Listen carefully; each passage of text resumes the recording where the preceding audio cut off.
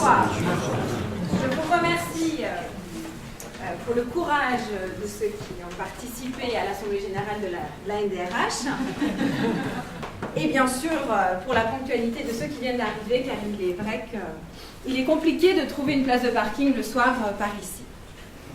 Alors comme vous le savez, nous sommes réunis ce soir pour juger une femme qui exerce la profession de coach.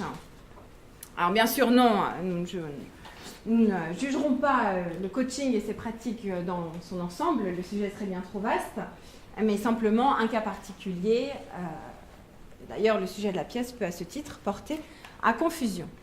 Dans ce procès, nous tenterons de comprendre les faits à partir des débats oraux. Ce sera notre façon de les appréhender et ce tribunal en sera la scène. Bien sûr, non, nous ne sommes pas des acteurs, nous ne jouerons pas une pièce devant vous ce soir, non, vous l'avez bien compris. Nous tenterons simplement de comprendre ces faits à travers ces débats oraux.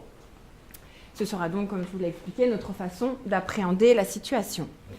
Dans ces débats, nous tenterons de comprendre les motivations de l'accusé et son rapport aux obligations auxquelles son métier l'engageait, de coach.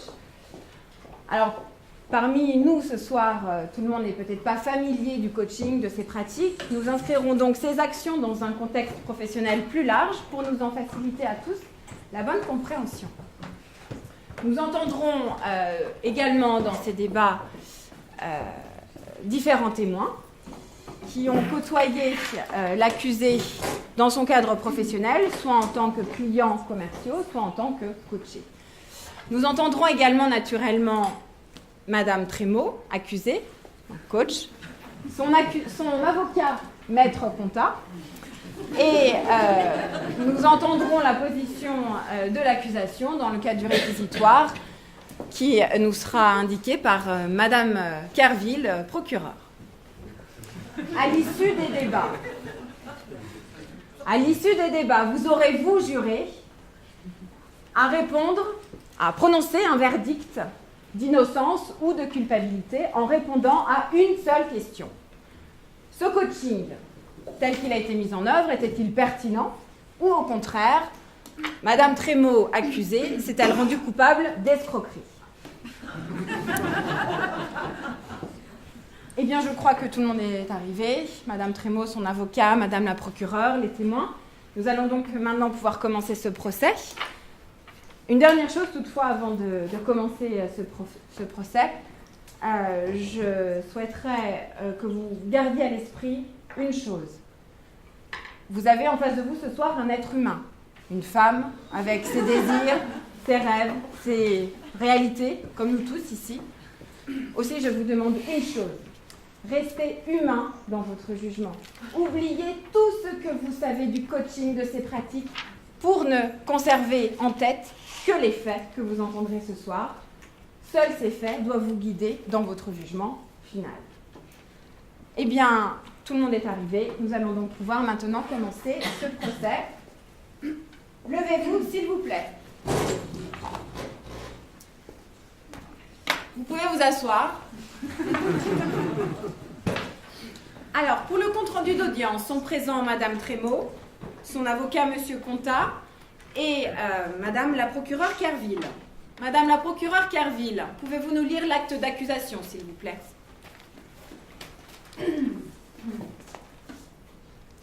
Madame Trémaux est accusée de non-atteinte des résultats qui lui avaient été assignés dans le cadre d'un coaching individuel. Comme elle n'a pas été en mesure de démontrer pendant l'enquête qu'elle détenait des compétences qui lui auraient permis d'atteindre les dits résultats, il en résulte des accusations d'escroquerie à son encontre. Par ailleurs,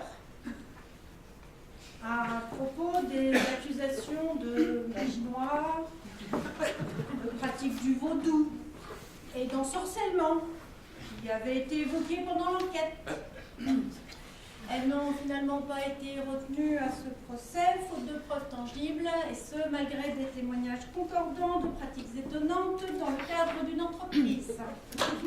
Je vous remercie, Madame la procureure. Madame Trémaux, levez-vous, s'il vous plaît. Avancez. Votre prénom? Orlane. Date de naissance?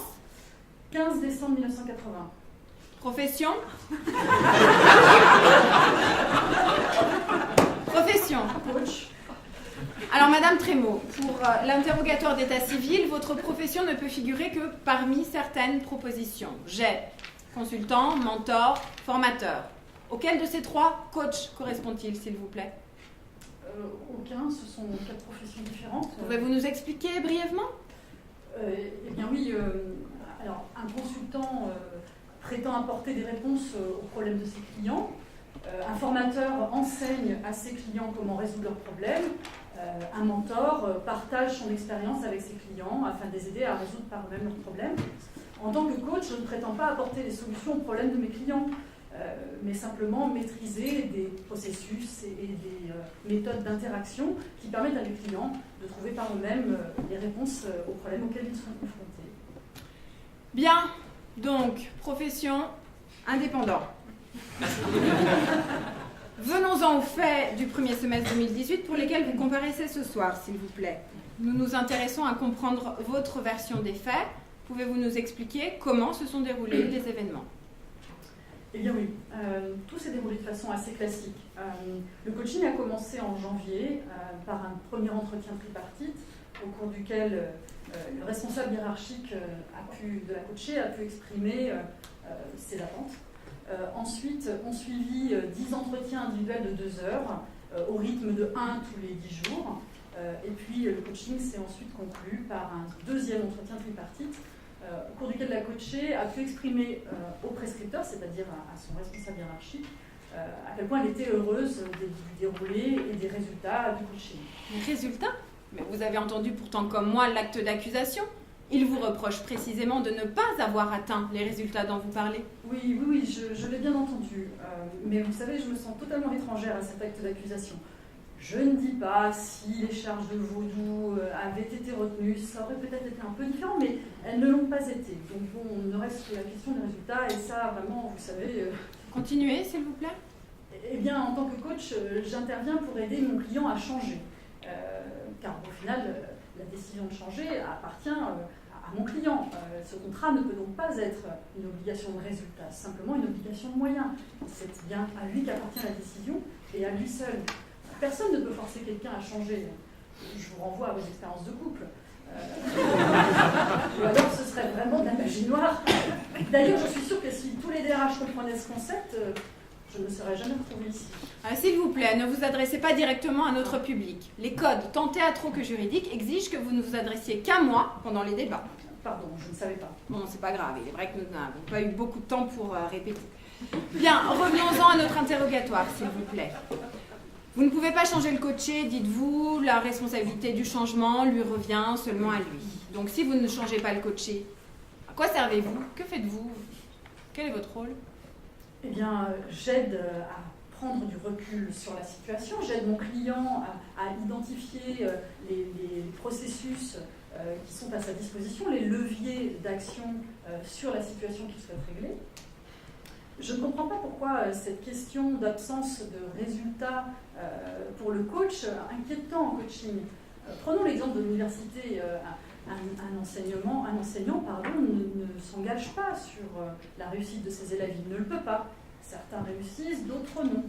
Il fait de son mieux sur la base de ses compétences. Après, il y a de meilleurs profs que d'autres. Pareil pour les coachs. Je comprends. Ceci étant, comme vous dites, des coachs, il y en a beaucoup, et j'imagine qu'il y en a des meilleurs que d'autres. À quoi les reconnaît-on alors, les bons coachs? À leur école? Ça peut être un début, mais ça ne peut pas suffire. Vous avez raison, donc il y a beaucoup d'écoles. Mais ces écoles, pourquoi il y en a autant? Là, Madame la Présidente, vous m'emmenez sur un terrain glissant. C'est une question difficile. Je me demande même si toutes les réponses ne seraient pas fausses. Mais bon, disons que, selon moi, il y a plusieurs facteurs. Déjà, le coaching attire beaucoup comme reconversion professionnelle. Il y a un marché pour la formation de coach. Peut-être même plus que pour le coaching, d'ailleurs. Mais après, bon, il faut faire le tri. Eh bien, ce tri, faisons-le ensemble, s'il vous plaît. Vous, où vous êtes-vous formé? Coach Team. Je connais pas. C'est une bonne école? Oui, il paraît. Il paraît. Vous l'avez choisi au hasard ou comment d'ailleurs cette école vous l'avez choisie? On reconnaît à quoi d'ailleurs ces bonnes écoles en France? écoutez, c'est une question difficile, c'est personnel. Et puis je vous dis que je ne peux pas répondre à cette question. Moi d'abord, je suis coach, je pose des questions. Pourquoi donc? Répondez, s'il vous plaît. Je vous dis, moi je suis coach, je pose des questions et j'ai du mal à répondre à cette question. Regardez, d'ailleurs, qu'est-ce que vous en pensez, vous, des écoles de coaching c'est du lourd, non, selon vous? Selon moi, je ne sais pas, on m'a bien parlé de... Mais bon, vous changez de sujet, ce n'est pas à moi à répondre aux questions à votre place. Enfin, répondez, s'il vous plaît, votre trio de tête.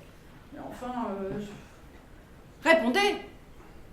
Vous garantissez ma protection? Mais oui. On ne pourrait pas faire évacuer la salle? Répondez enfin maintenant. Il y en a beaucoup, mais c'est vrai qu'il y en a peut-être 3 qui... Des noms. Coach intime, mosaïque à chaussée. À répéter, l'acoustique de la salle est très mauvaise. Coach intime, mosaïque à chaussée. Bon, nous poursuivrons cette discussion après l'audience, en aparté. Et il y en a sur Lyon? Oui. Et comment ça, oui? Non, rien, pardon. Enfin, c'est intérêt pour les écoles de coaching. Je me demandais, vous aussi, vous penseriez peut-être à... Alors, maintenant que vous en parlez, il est vrai que le métier de magistrat est difficile et compliqué. Qui, d'ailleurs, dans cette salle ce soir, ne s'est pas un jour posé la question de changer de vie? S'il vous plaît, Madame la Présidente, pouvons-nous revenir au débat? Vous avez raison, Madame la procureure. Excusez-moi, je m'écarte. C'est d'ailleurs tout moi, ça. Donc, Madame la procureure, avez-vous des questions pour l'accusé? Oui, plusieurs. Je vous remercie. Madame Trémaux, vous semblez vous dégager de cette obligation de résultat en vous comparant à des professeurs. Professeurs étudient de longues années ce qu'il enseigne. Est-ce le cas pour les coachs? Combien de temps durent les formations que vous citez? 1 à 2 ans. À temps plein? Non, à ma connaissance, la plus longue ne dépasse pas 60 jours. Bien. Mais vous devez comprendre que le coaching est avant tout un art de la relation. L'essentiel du coaching s'apprend à l'école de la vie. Les écoles de coaching, ensuite, apportent un socle de connaissances et de remise en question, certes fondamentale. Vous êtes consciente que cette vision que vous défendez va à l'encontre de tout ce à quoi l'entreprise est habituée, de son mode de fonctionnement. Que reste-t-il à un client pour choisir un coach? Eh bien, un bon début serait de l'interroger sur ses principes déontologiques, par exemple. Ah oui. Et selon vous, quels devraient-ils être? Eh bien, les plus grands seraient la confidentialité, c'est-à-dire que le coach ne fait jamais de retour lui-même sur ce qui se passe en coaching, ce qui peut être frustrant pour le prescripteur, j'en conviens. Être capable de refuser un coaching en cas de conflit d'intérêts. Et puis faire exprimer une demande à son coaché à chaque début de séance afin d'éviter tout risque de manipulation.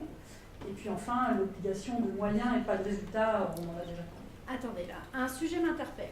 En combinant la confidentialité qui vous interdit tout retour au prescripteur et le choix du sujet par le coaché en début d'entretien, sans parler de cette obligation de moyens, il me semble que l'on peut en déduire que le coaché peut travailler sur un sujet complètement différent de la prescription de l'entreprise. Ça serait OK pour vous? Oui. Et en parlant de déontologie, risquer d'emmener le coaché sur un sujet complètement différent de celui pour lequel vous êtes tous les deux payés, ça vous pose pas un problème? Non. Choisir l'orientation du coaching, c'est le job du coaché. C'est un contrat de confiance entre lui et son prescripteur. Après, même si le coaché prend des directions qui ne sont pas tout à fait dans la prescription de départ, il est possible qu'il y revienne par des chemins détournés. De manière générale, les problématiques que ressent le coaché sont rarement totalement indépendantes les unes des autres. Un peu comme des planètes qui orbitent les unes autour des autres, ou une nébuleuse. Oui, nébuleux, je vous le fais pas dire. Nébuleux? Qu'entendez-vous par là, Madame la Écoutez, procureure? maître, si vous avez une objection, déposez-la dans les formes. Sinon, laissez-moi mener mon interrogatoire comme je l'entends. Mais enfin, vous ne pouvez pas rebondir sur un simple mot pour détruire le travail d'une véritable professionnelle. Maître, vous défendez votre cliente. Mais avant de vous extasier devant ses qualités, avez-vous seulement jamais entendu parler de l'effet Hawthorne? Madame la procureure, ne changez pas de sujet. Ah, je ne change pas de sujet. Et précisément, je vais justement vous expliquer ce que j'entends par nébuleux. Le nom de l'effet Hawthorne vient d'une usine où une expérience s'intéressait à l'influence des conditions de travail sur la productivité des employés. Les chercheurs commencent par découvrir qu'en augmentant la luminosité, la productivité augmente. Ils vérifient et, à leur plus grande surprise, ils s'aperçoivent qu'en baissant la luminosité, la productivité augmente également. Comment expliquer cela?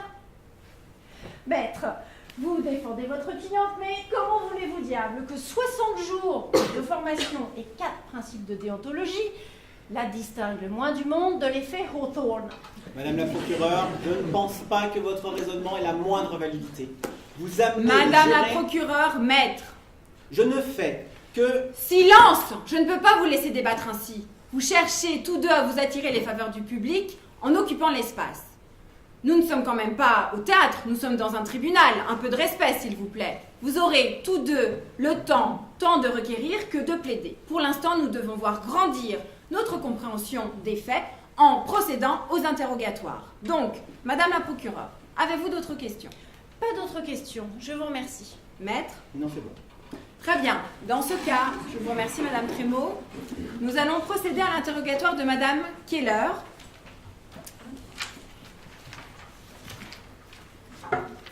Madame Keller, bonjour. Vous avez donc été coachée par Madame Trémaud, ici présente accusée, et c'est suite à ce coaching que votre ancien DRH, Monsieur Robert, a porté plainte contre elle pour absence de résultats. C'est exact? Oui. À propos de cette absence de résultats, votre vision nous intéresse. Pouvez-vous nous en dire plus, s'il vous plaît? Ma vie a changé. Plus concrètement, s'il vous plaît? C'est au-delà des mots. Mais encore? Eh ben, j'ai divorcé, déménagé, changé de boulot. Je réfléchis à être coach moi-même. Naturopathe, mais c'est pas bien pratiqué avec le CPF. Et j'ai adopté un perroquet. Un perroquet? Oui, il me rappelle ma coach. Elle répétait tout ce que je disais. Bon, on passe. Donc vous disiez qu'il s'agissait d'un coaching prescrit? Oui. Et quelle était la prescription? Un problème de priorisation. Mon manager souhaitait que je développe mes compétences sur Outlook. Et grâce à ma coach, j'ai identifié que le problème était mes réactions émotionnelles face aux notifications de messages. Donc, vous avez désactivé les notifications? Non, ma coach pensait qu'il allait mieux que je les affronte. Vous vous foutez de ma gueule? Non, c'est souvent le cas dans les prescriptions. Les managers et les RH identifient des symptômes, prescrivent des coachings pour en externaliser leur résolution. Mais la plupart du temps, ils n'ont pas conscience ni des problématiques ni des ressentis des coachés. D'ailleurs, la plupart du temps, ils font souvent partie du problème. Je dois reconnaître que dans mon cas, avec Outlook, c'était quand même un peu extrême. Bon, passons. Revenons à ce que vous disiez sur les managers, les RH, les vraies problématiques des coachés. Ça semblait intéressant pour mieux comprendre à quoi sert justement un coach.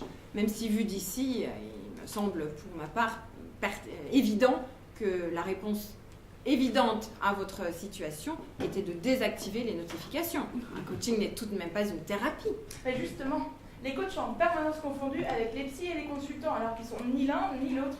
Et ça modifie beaucoup la vision courante qu'on a de leur métier. Et pourquoi donc? C'est compliqué à expliquer, mais est-ce que je peux faire un schéma? Allez-y, bien sûr. Alors, il y a la personne, le problème, le problème et la relation de la personne au problème. La relation. Un consultant aurait résolu le problème à ma place et aurait coupé les notifications d'Outlook, mais ne m'aurait pas permis d'apprendre. Un psy se serait intéressé à ma personne et aux causes. Maître, me permet? Un peu comme ça. Le problème vient de votre enfance. La notification d'Outlook, c'est le symbole de votre père au désir de votre mère. Lacan, les noms du père, vous connaissez? Non. Tant pis pour vous. Alors que le coach, lui, s'intéresse à la façon dont je vis le problème et aux solutions que je peux mettre en place. Moi, pas quelqu'un d'autre à ma place, moi. Non, mais c'est tout. Bien sûr que non, vous imaginez bien que s'il y avait que ça, j'aurais ni divorcé, ni acheté un perroquet. Et alors quoi d'autre? Eh bien, un bon coach, et la mienne était excellente. C'est mobiliser de nombreuses compétences pour aider son coaché à identifier des solutions qu'il pourrait apporter à ces problématiques. Par exemple, créer une alliance solide entre le coach et le coaché. Je comprends, cher coaché, votre point de vue est tout à fait légitime. Faire exprimer les émotions. Comment vous sentez-vous? Est-ce de la colère, de la rage, de la folie furieuse? Investiguer la problématique, par exemple, au travers des approches systémiques ou de sociologie des organisations. Et si vous étiez un martien, comment verriez-vous la situation? Confronter les non-dits. J'ai l'impression qu'il y a un éléphant dans la pièce. Pourquoi ne pas simplement dire à votre patron ce que vous pensez de lui? Et enfin, aider le coaché à monter en énergie une fois qu'il a identifié une solution. Bon, sur le sujet, je pense que ce qui marcherait bien, c'est des petits pas. Peut-être même des tout petits pas dans votre cas. Cette vision du coaching est d'ailleurs fort bien décrite dans l'ouvrage Renouvelez vos coachings, ESF éditeur 22 €, ISBN 960 27 10 13 18 78 de Mathieu Popétan, qui incidemment est le metteur en scène de cette pièce. Non mais arrêtez enfin! Ce n'est pas parce que le metteur en scène ici présent de cette pièce souhaite faire en ce lieu sa promotion que nous, comédiens, sommes obligés de cautionner cette vulgaire démarche. Revenons-en aux faits, s'il vous plaît. Comment avez-vous choisi votre coach? Oh, alors là, vous savez, déjà, c'est mon RH qui a présélectionné des coachs. Et alors, mon RH, question choix de coach, c'est au feeling et au like sur LinkedIn. Du coup, après, c'est à moi de me faire le boulot. J'ai un peu cherché sur Internet, j'ai enquêté. J'ai pas trouvé grand-chose, mais je suis quand même arrivée à quelques certitudes. Déjà, il y a un minimum, c'est que le coach soit certifié. Et là, moi, je suis pas suicidaire, je rouvre pas le débat sur les écoles. D'ailleurs, en parlant de débat que je rouvre pas non plus celui sur les fédérations de coaching. ICF, EMCC, SF Coach, ça me dépasse. Ça part de bonnes intentions à chaque fois, mais ça me dépasse. Ça, ce serait une première étape. Au-delà de ça, c'est pas trop demandé qu'il soit en thérapie et en supervision. Pardon? Bah oui, quand même, vous savez bien, ça apporte quelques garanties tout de même. En supervision pour prévenir des dérives dans ses pratiques, et en thérapie pour travailler sur ces zones d'ombre et éviter autant que possible de tomber dans la manipulation du coaché. Ces zones d'ombre? Laissez tomber, nous manquons de temps. Quoi d'autre? Ensuite, et c'est peut-être là le critère le plus pertinent pour des RH, un mandat de coach et d'avoir accréditation de coaching, le mieux, c'est quand même de se fier aux recommandations d'anciens clients et personnes de confiance. C'est vraiment un bon axe de réflexion. Mais il ne faut pas perdre de vue qu'un bon coach peut avoir des échecs et un mauvais coach quelques réussites. Tout ça pour ça? Désolée, c'est vrai. Bien, merci. Madame la procureure, attendez Madame Keller, s'il vous plaît. Madame la procureure, avez-vous des questions, maître, pour le témoin? Bien. Je vous remercie. Dans ce cas, nous allons passer à l'interrogatoire de Monsieur Robert. Monsieur Robert, installez-vous s'il vous plaît, approchez. Donc, Monsieur Robert, vous êtes Charles Robert, DRH, je dirais même le meilleur DRH du monde.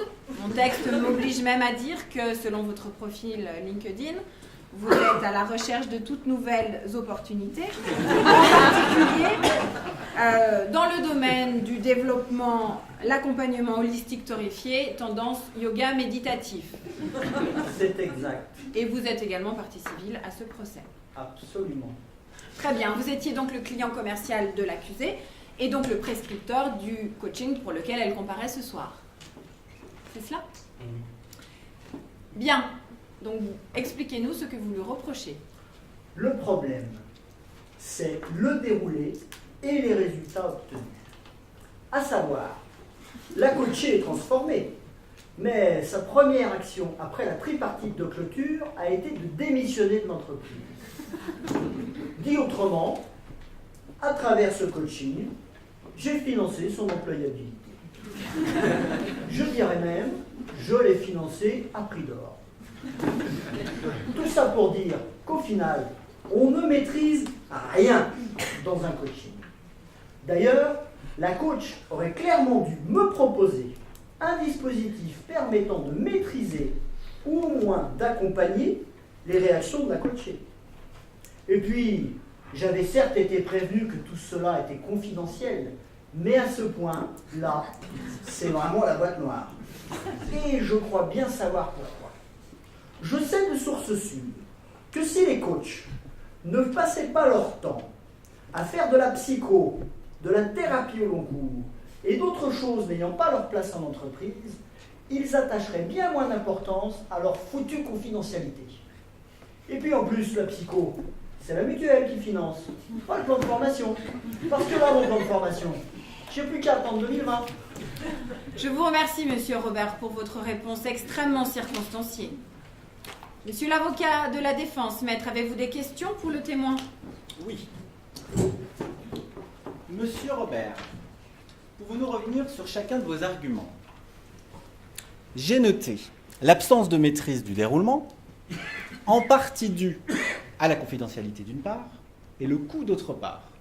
Est-ce bien exact? Oui, Commençons par la confidentialité. Acceptez-vous l'idée que la confidentialité du coaching doit être conservée?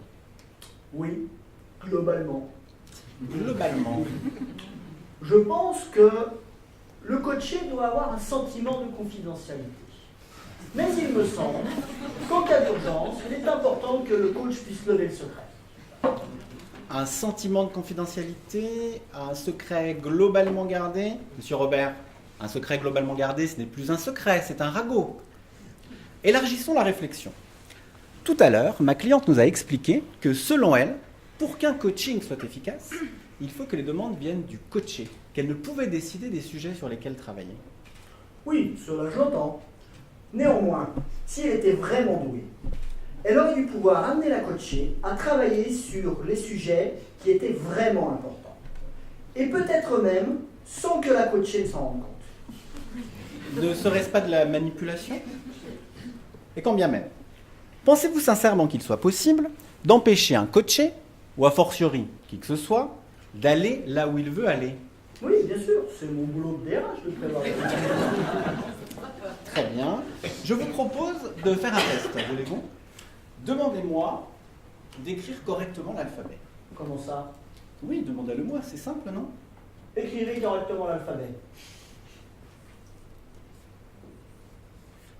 À l'horizontale. Bien. Si vous aviez été dans mon entreprise, je vous aurais déjà viré. Sans doute, mais dans le cadre d'un coaching, on ne peut pas virer un coaché parce qu'il n'a pas fait exactement ce que l'on souhaitait qu'il fasse. Et ce, en raison de la confidentialité. Vous acceptez donc, vous êtes donc d'accord qu'au moins dans le cadre d'un coaching, on ne peut contraindre un coaché à faire exactement ce que l'on souhaite qu'il fasse. Il y a forcément un degré de liberté. En conséquence, il faut un contrat de confiance entre le coaché et son N+1. Cette relation entre le coaché et son prescripteur, le coach ne peut en prendre la responsabilité. Elle lui est forcément étrangère. Il ne peut même prendre le risque d'alerter. Ce serait risquer de briser l'alliance entre coach et coaché. Et s'il y a un Dieu pour les coachs, il sait que l'alliance est le facteur d'efficacité d'un coaching le plus documenté. Venons-en aux coûts. À ce titre, vous pourriez en prendre ombrage de deux façons. Soit des coûts du prestataire que vous avez spécifiquement choisi, soit des coûts moyens d'un coaching. Sous quel angle souhaitez-vous que nous abordions la question? Les deux? 15 000 € pour un coaching cette fois-ci. Mais ne serait-ce que le prix moyen d'un coaching pour un coach dans la moyenne, 6 000 €. Pourquoi? 20 heures de travail? Je fais quoi moi? Je finance des retraites dorées, je paye des nouveaux multimillionnaires, des Pachas, des Crésus, des Nabab? Était-ce la première fois que vous faisiez appel à cette coach? Non, la deuxième. La première fois, ça s'était bien passé. Tout était formidable. Les résultats étaient au rendez-vous. C'était même tellement éloigné de ce que j'achète d'habitude que j'étais prêt à la payer 2 fois plus cher. Le ROI était juste dingue. Ah! Et bien fermez les yeux. Replongez-vous dans cet état d'esprit. Qu'est-ce que cette réflexion vous apporte pour le problème d'aujourd'hui? Enfin, maître, à nouveau, on mène ces questions. Madame la Présidente, l'avocat de la défense est en train d'utiliser une technique de coaching qui s'appelle la visualisation et qui n'a rien à faire dans le procès d'un coach. Madame la procureure, Je suis en train de percevoir tout un univers des possibles. Enfin, Madame la Présidente, s'il vous plaît. Nous pourrions par exemple entendre maintenant le témoignage favorable d'une équipe coachée par son même coach. Que diriez-vous, Madame la procureure, d'entendre le témoignage circonstancié de cette équipe précédemment coachée par l'accusé ici présent? Madame la Présidente, c'est pas au programme. Et si c'était une opportunité? Bien. Je vous remercie pour la qualité de vos propos en séance. Nous allons maintenant entendre le témoignage de cette équipe précédemment coachée par l'accusé. Je pense qu'il s'agit d'une vraie opportunité pour notre bonne compréhension du sujet. Mesdames, bonjour. Vous êtes donc la direction générale de l'entreprise bancale et vous avez donc été précédemment accompagnée par Madame Trémaud ici présente dans le cadre d'un coaching d'équipe, c'est bien cela? Bon, vous avez compris, nous cherchons ici ce soir à mieux comprendre les tenants et les aboutissants d'un coaching d'équipe. Pouvez-vous nous éclairer et nous expliquer ce que vous avez retiré, quel est l'élément central que vous avez retiré de ce coaching? Eh bien, je dirais que nous avons appris à parler d'une seule voix. C'est en effet très impressionnant. Mais enfin, qu'est-ce qu'un coaching d'équipe? C'est un dispositif où les coachs Oui, car ils interviennent toujours en binôme pour les équipes. accompagnent les équipes dans la prise de conscience et la modification de leur mode de fonctionnement propre. Ce sont des choses qui passent sous le radar d'habitude. Comme par exemple, comment un comité de direction décide ou pas. Régule ses conflits. Construit de la sécurité psychologique afin que chacun de ses membres se sente à sa place. Et tout ça grâce Au coach. À nous. Grâce au coach. À nous. Grâce au coach. Mesdames, il me semble que nous avons un conflit. Régulation, s'il vous plaît. Les 4 étapes de la communication non violente. Votre constat. Nous ne sommes pas d'accord sur grâce à qui ces changements ont eu lieu. Votre émotion. Du mépris. Énervement. Mépris. Envers qui ou quoi? Envers ces coachs qui pensent être responsables de tous ces changements. Ces coachs, ils ne peuvent pas avoir le beurre et l'argent du beurre. Les changements, c'est nous qui les mettons en œuvre. Énervement. Contre ce dénigrement de notre coach, c'est quand même elle qui nous a poussés à changer. Et puis, elle est si attentionnée. Besoin derrière l'émotion. Reconnaissance de nos efforts. Acceptation que cette coach est chouette. Demander résolution du conflit.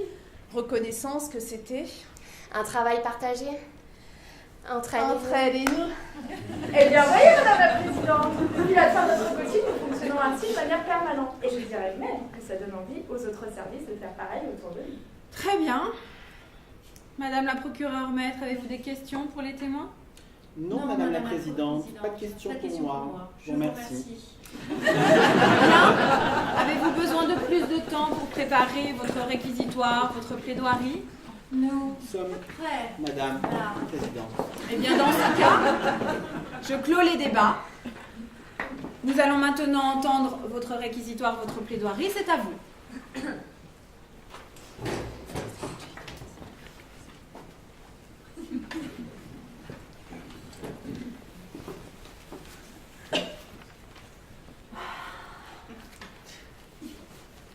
Très honorée, mesdames et messieurs les jurés.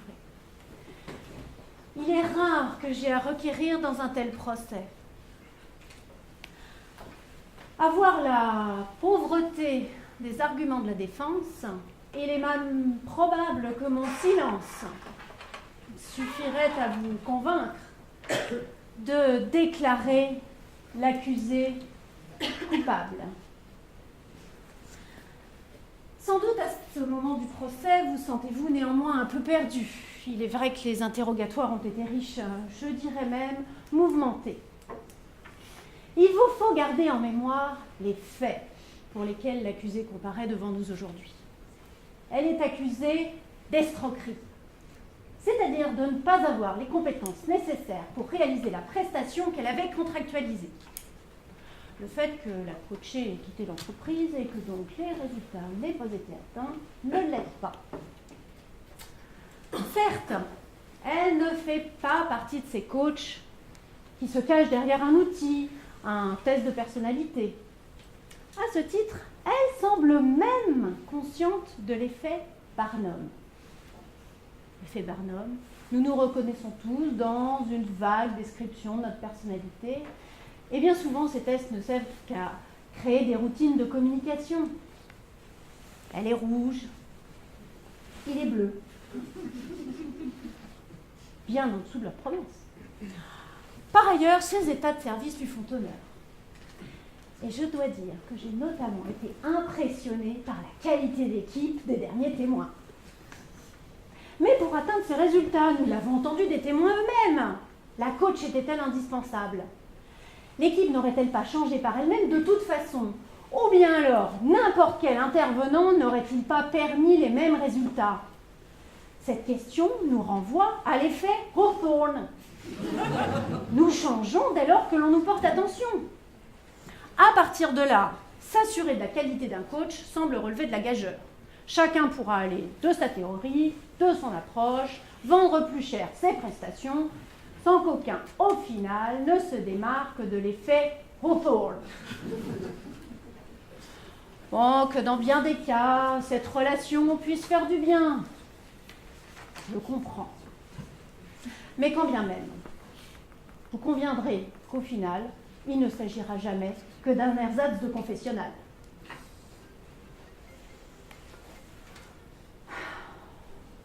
Je vous demande de déclarer l'accusé coupable d'incompétence et d'escroquerie dans le cas qui vous est soumis. Merci, Madame la procureure. Maître, c'est à vous. Merci, Madame la Présidente. Mesdames et messieurs les jurés, vous avez entendu Madame la procureure. Vous avez compris ce qu'elle a dit. Elle veut que vous condamniez ma cliente parce que sa coachée a fait usage de sa liberté et a quitté l'entreprise. Le début de la mésentente vient de là. Que de là. Monsieur le DRH le disait tout à l'heure. D'autres coachings se sont extrêmement bien passés avec ce même coach. Avant de vous prononcer sur cette accusation d'incompétence, d'escroquerie, il vous faut comprendre le positionnement d'un coach. En une phrase, c'est un catalyseur, rien d'autre. Tous les problèmes qu'une entreprise rencontre finissent par se résoudre d'eux-mêmes. En un temps plus ou moins long, une issue plus ou moins certaine, et sur le chemin, des dégâts plus ou moins importants. Le coach ne fait que favoriser les prises de conscience qui permettent de limiter les dégâts. Certes, la coachée a démissionné. Et en cela, sa liberté est inaliénable. On pourrait d'ailleurs s'interroger sur la qualité de son travail si elle était restée malgré tout en désirant partir. Alors bien sûr, Madame la procureure a raison de vous amener à vous interroger sur l'effet Hawthorne. Cet effet est un pavé dans la chaussure de tout coach sérieux. Il doit en permanence s'interroger sur ce qui l'en sépare. À ce titre, deux éléments me semblent convaincants. Le premier est la capacité du coach à confronter, c'est-à-dire à emmener le coaché sur ses zones d'ombre, à dire ce que personne ne dit. Dit autrement, à s'éloigner de la calinothérapie. J'en conviens, il peut être difficile pour ce tribunal, ou a fortiori pour un prescripteur, de discriminer entre un coach confrontant et un calinothérapeute. Le second me semble plus accessible. Lorsque Madame la procureure renvoie les coachs et leur théorie dos à dos face à l'effet Hawthorne, elle oublie, ou feint d'oublier, que toutes les théories organisationnelles ne se valent pas. Certaines, notamment celles de Crozier et Friedberg, s'appuient sur de solides résultats académiques. Et toute entreprise aurait à y gagner à s'y familiariser. Pourquoi ces deux points? Parce que sur eux deux, ma cliente m'a semblé, dans nos échanges avec elle, faire preuve de la plus grande rigueur, bien plus sans doute que la moyenne des coachs. Partant de là, on peut certes reprocher au coaching, en tant que discipline, de ne pas avoir la même maturité dans son approche que la comptabilité. Mais nous ne parlons pas ici des mêmes choses, des mêmes faits. Nous parlons d'humain dans toute sa complexité. Je vous demande de reconnaître innocente ma cliente de tous les faits qui lui sont reprochés. Quand vous serez amené à délibérer, gardez en tête qu'en général, les entreprises font appel à un coach pour des problèmes qu'elles ne savent résoudre elles-mêmes. Et ainsi, elles auraient tout intérêt à un peu plus de tolérance dans leur pratique. Merci, maître. Mesdames et messieurs, vous allez donc maintenant pouvoir délibérer et voter quant à la culpabilité ou à l'innocence de l'accusée, Madame Trémaux, qui comparaît ce soir devant vous. Donc, je vous le rappelle, innocente, eh bien, le coaching tel qu'il a été mis en œuvre était pertinent et Madame Trémaux disposait des compétences pour mener à bien ce coaching, ou bien au contraire, coupable, eh bien, c'était de l'escroquerie. Je vais donc vous inviter maintenant à un par un vous rapprocher du bureau pour venir voter à l'aide de petites billes que vous allez placer dans 2 petits sachets.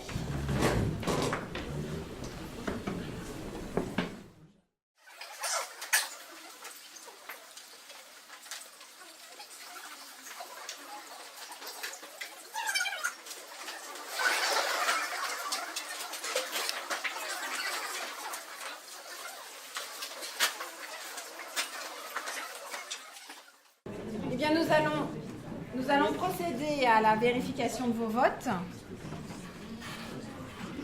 Je crois ne trahir aucun secret en disant d'ores et déjà que c'est une innocence écrasante.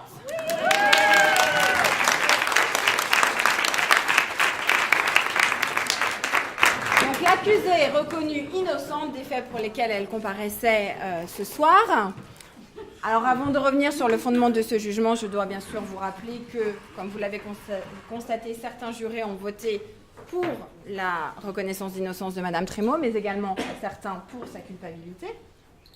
Sur le fond de ce jugement, le tribunal reconnaît donc que, même si certaines pratiques de coaching peuvent être contestables, l'accusé s'est efforcé d'agir pour le mieux, et y compris en ayant une vision plutôt critique de ses actions. Quant au choix de la coacher de quitter son entreprise après le coaching, eh bien, il en va de sa liberté inaliénable et les entreprises ne sauraient utiliser ce principe pour contrer le coaching et ses pratiques.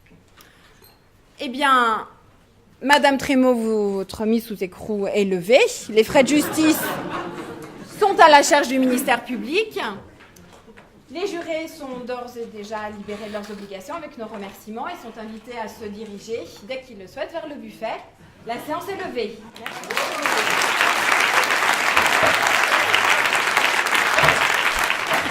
On va devant.